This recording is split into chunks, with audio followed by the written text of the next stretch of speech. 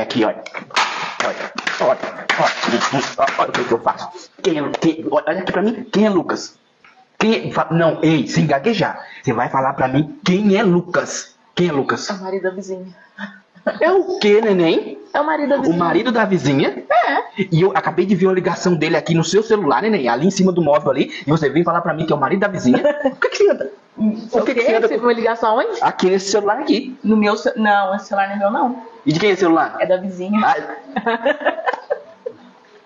É dela, sabe? O moço tá mexendo a energia dela, perguntou se podia pôr pra carregar aqui em casa. Mas não, pode. Pode. Então, é dela, não é meu, não. É dela. É da vizinha aqui. Então era o marido dela que tava ligando. É.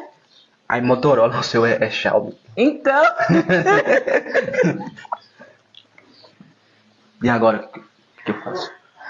Daqui a pouco ela vem buscar, né?